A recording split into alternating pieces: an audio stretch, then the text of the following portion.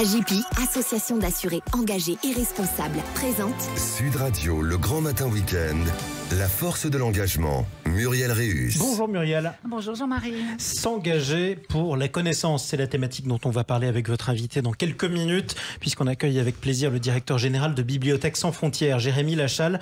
Pourquoi cette cause vous tient-elle à cœur aujourd'hui ? Eh bien, parce que la transmission des savoirs et de la connaissance est un élément central de la lutte contre les inégalités. Dans l'ensemble des 38 nations de l'OCDE, seuls 9% des jeunes de 15 ans sont capables de faire la différence entre un fait et une opinion. En France, 13 millions de personnes se débattent sans compétences numériques fondamentales. 2/3 des personnes analphabètes dans le monde sont des femmes. Et depuis 2010, le nombre de réfugiés et de personnes déplacées a augmenté de 150%. Pour ces populations, l'accès au savoir, à la connaissance et à l'information est au mieux un labyrinthe, voire impossible ou inexistant, ou pire inexistant. Ces conditions engendrent des communautés, des sociétés affaiblies, isolées, vulnérables. Et ces statistiques ne sont pas anodines. Elles mettent en lumière une réalité âpre et une urgence impérieuse d'agir de manière concrète, significative, décisive. Plus d'inégalités, moins de liens et de cohésion sociale. Plus d'illettrisme, moins d'intégration. Moins d'accès à l'éducation, plus de décrochage scolaire et professionnel. Moins de formation, plus de violence et de comportements à risque. Moins de savoirs fondamentaux, plus de conflits. Face aux mutations du monde, la transmission de la connaissance s'érige en priorité absolue. C'est une balise dans une tempête de bouleversements. Oui, l'approche de l'appropriation de la connaissance n'est pas seulement une nécessité, elle est l'architecte d'une société équilibrée, ouverte à tous. Elle garantit que chaque individu, indépendamment de son lieu de résidence ou de sa situation socio-économique, puisse jouir des avancées éducatives et scientifiques. Une population éclairée forge des citoyens armés de discernement, aptes à naviguer dans un monde complexe où chacun peut devenir un acteur du changement. Le partage du savoir et de la connaissance, c'est l'espoir de l'émancipation et de l'émergence de sociétés plus résilientes, capables d'utiliser l'information et la connaissance comme outil de transformation individuelle et collective. Eh bien, une noble cause dont on parle avec votre invité qu'on accueille avec plaisir, Jérémy Lachal. Bonjour à vous et bienvenue sur Sud Radio. Bonjour. Vous êtes directeur général de Bibliothèques sans frontières et l'invité de Muriel Réus. Bonjour Jérémy, alors vous arrivez de Dakar. Oui, tout à fait. Vous y étiez pour quelle raison à Dakar ? J'y étais parce qu'on démarre un programme absolument passionnant dans l'est du pays, dans la région de Kédougou, qui est une région très très éloignée de la capitale, dans lequel on crée des bibliothèques et classes numériques dans des écoles qui sont extrêmement isolées. Donc voilà, un nouveau projet pour Bibliothèques sans frontières. 70, je crois. 70 écoles, ouais, c'est beaucoup. Ouais. Alors, Bibliothèques sans frontières, c'est une ONG qui a été fondée en 2007. Elle agit en France, mais elle agit aussi dans 30 pays. C'est près de 100 bénévoles réguliers, 480 salariés d'entreprises bénévoles, si mes chiffres sont exacts. Et alors, vous exprimez votre mission avec ces mots, partager la connaissance, ouvrir tous les possibles. Parlez-moi un peu de Bibliothèques sans frontières. Je n'ai rien à redire à votre édito. Il était formidable. Je pense que vous devriez devenir porte-parole de Bibliothèques sans frontières parce que vous avez tout dit. Non, c'est vrai que partager la connaissance, ouvrir les possibles, c'est cette idée que aujourd'hui, dans le monde dans lequel on vit, la plupart des inégalités qui traversent notre monde prennent racine dans cette question de l'accès à la connaissance, quand on a accès à l'éducation ou pas, quand on a accès à l'université ou pas, quand on a accès à Internet ou pas. Donc on voit bien que ce sujet est à la fois cause d'inégalités, mais aussi levier pour répondre en fait aux grands défis de notre siècle. C'est-à-dire que sans accès à la connaissance, on ne peut pas lutter contre le changement climatique, on ne peut pas lutter contre l'extrême pauvreté, on ne peut pas résoudre le problème des grandes migrations, etc. Donc finalement, la question de l'accès à la connaissance est une sorte de prérequis pour aborder les grands sujets de notre temps, pour former des sociétés plus résilientes face au choc, pour former des citoyens plus éclairés, aptes à prendre des décisions. Donc c'est vraiment ça le mandat de Bibliothèques sans frontières, c'est se dire finalement dans les sociétés dans lesquelles nous vivons, comment on va trouver les interstices pour amener la connaissance au plus près des gens. Alors, il y a cette idée de la connaissance et de transmission du savoir, mais il y a aussi l'idée des contenus, parce que les contenus, c'est extrêmement important. On voit bien à quel point les fake news polluent nos sociétés aujourd'hui. Donc, l'idée des contenus que vous produisez, qui vous appartiennent, sur lesquels vous travaillez, Vous pouvez nous en parler un petit peu de ces contenus ? Oui, alors déjà, d'abord, comme une bibliothèque, quelque part, on fait de la sélection de contenu. On travaille aujourd'hui en 36 langues. Donc quand on arrive, par exemple, en Ukraine, assez récemment, dans le cadre de notre travail en réponse au conflit, on va d'abord sourcer du contenu, là, en l'occurrence, du contenu éducatif, du contenu de soutien psychologique, du contenu pour continuer de former les gens dans le contexte, etc. Et ça, c'est d'abord du contenu qu'on va chercher. Et par ailleurs, effectivement, on crée du contenu, on crée des plateformes d'éducation numérique. On est les premiers à avoir adapté en France la Khan Academy. Alors, je pense que certains de vos auditeurs connaissent. Il y a aujourd'hui 28 millions d'utilisateurs de la Khan Academy dans le monde francophone. C'est une plateforme extraordinaire pour apprendre toutes les maths, physique, chimie, bio, depuis le primaire jusqu'à la fin de l'université. Khan, K-H-A-N Academy. Je vous le dis au passage, c'est un petit tips. Si vous avez quelqu'un dans votre famille, dans vos proches qui vous dit « de toute façon, je suis nul en maths, j'y arriverai jamais », et mettez-le sur la Khan Academy et vous verrez, c'est absolument formidable. Donc ça, on l'a adapté en français, mais on crée aussi des ressources sur la laïcité, par exemple. On a créé une application l'année dernière d'apprentissage de français pour les réfugiés ukrainiens qui arrivaient en France. Donc oui, on crée du contenu et on va surtout en chercher partout où il y en a pour faire des ponts finalement entre cette société de la connaissance et les populations les plus vulnérables. Alors on cherchait et les diffuser. Alors parlons un peu de vous. Vous avez 39 ans et ça fait 16 ans que vous dirigez Bibliothèques sans frontières, pratiquement l'intégralité de votre vie professionnelle, bien loin de l'instabilité que l'on accorde parfois aux jeunes.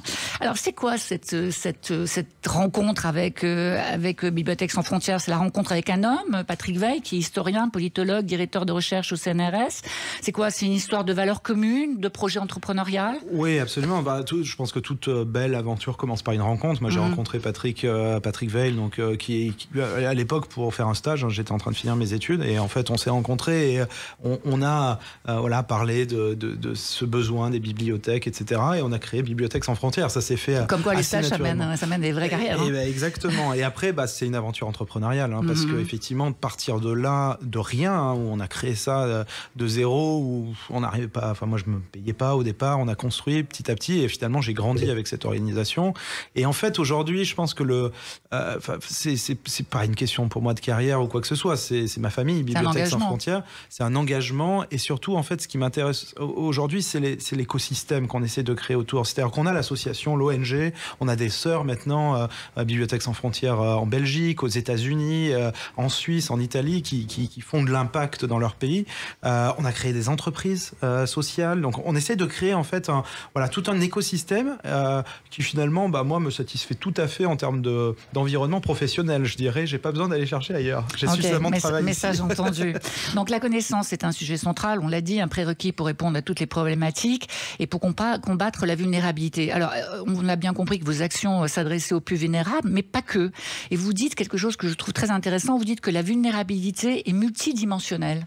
Oui, alors dit comme ça, c'est un peu techno, mais en fait, je pense qu'on est tous vulnérables quelque part face à cette question de l'accès à la connaissance, quel que soit son niveau d'éducation, sa catégorie sociale. Il n'y a qu'à voir aujourd'hui le nombre de personnes très éduquées qui se font avoir sur Twitter à relayer des fake news. Donc vous voyez, ça peut être en 2 clics comme ça, on se fait attraper.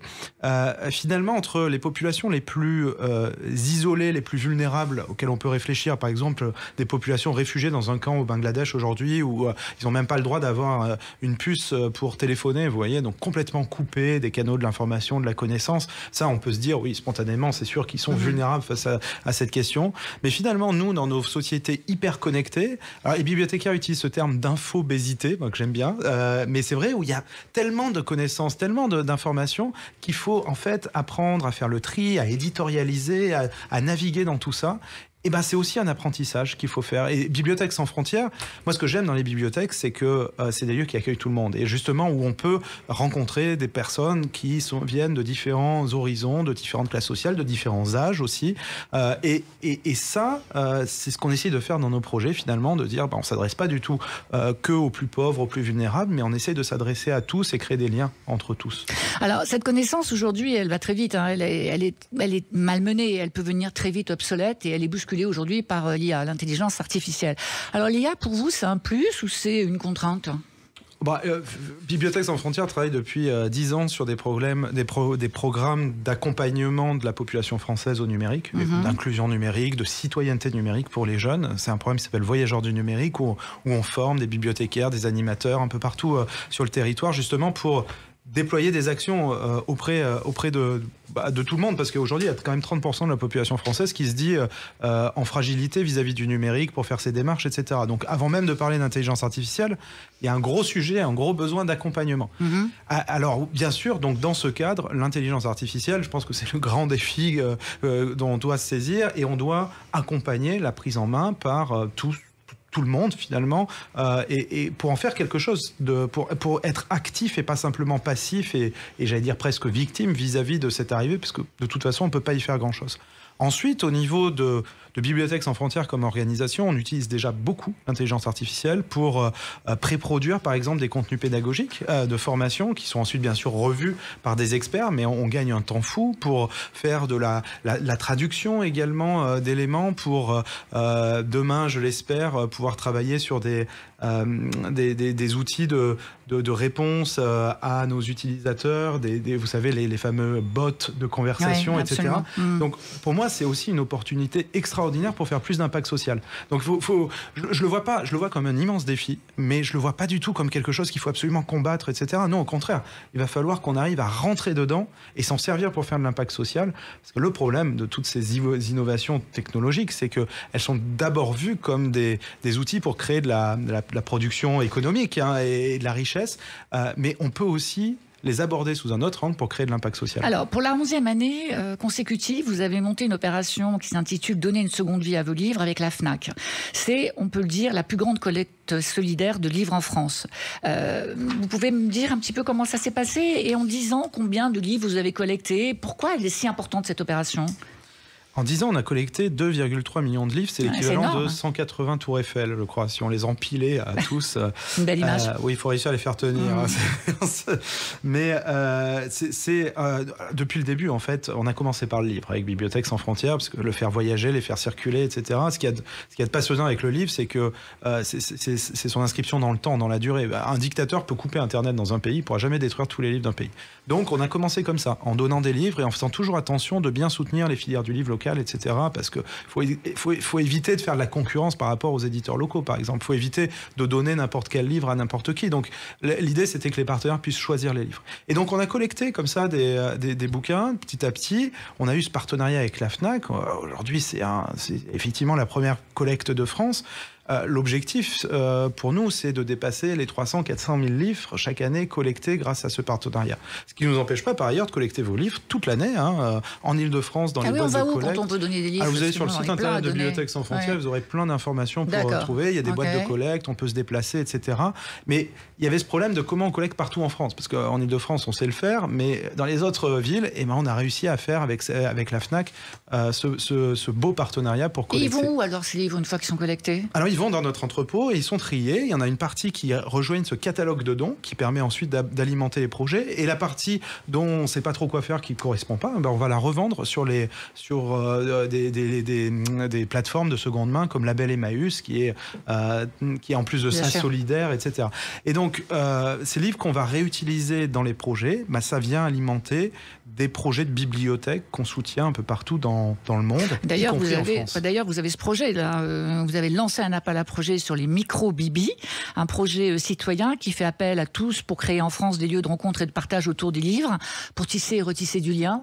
C'est un projet. Alors c'est un projet qui se termine bientôt d'ailleurs. Oui, l'appel à projet se termine bientôt. Je crois que vous avez jusqu'au 25 octobre pour candidater. Moi, c'est un projet que je trouve absolument formidable. C'est l'idée en fait de dire chacun, comme citoyen, comme commerçant qui veut installer dans sa boutique, comme association, etc., ou une classe dans une école, dans un village, qui veut créer une bibliothèque pour recréer du lien social, pour avoir donné accès à des contenus culturels dans son village, etc. Alors je dis village, mais ça peut être aussi dans un quartier défavorisé, etc.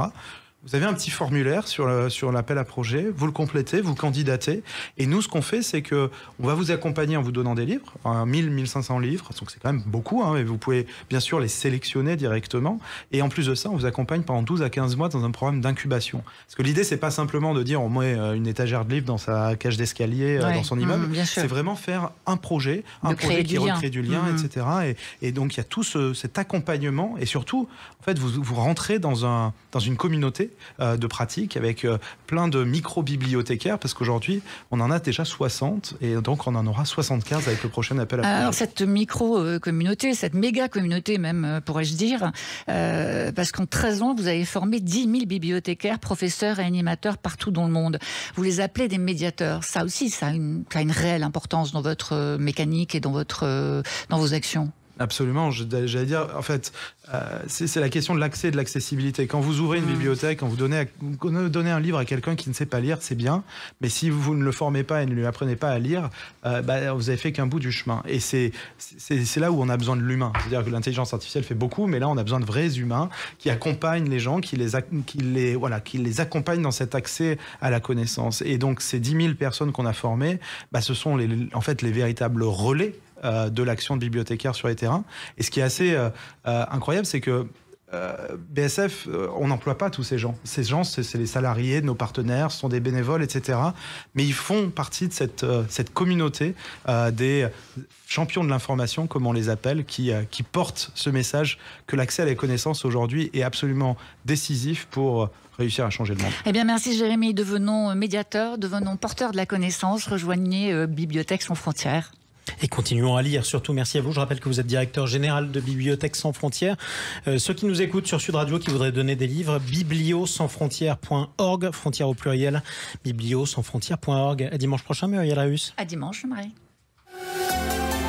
Sud Radio, le grand matin week-end, la force de l'engagement, Muriel Réus. Avec AGP, association d'assurés engagés et responsables.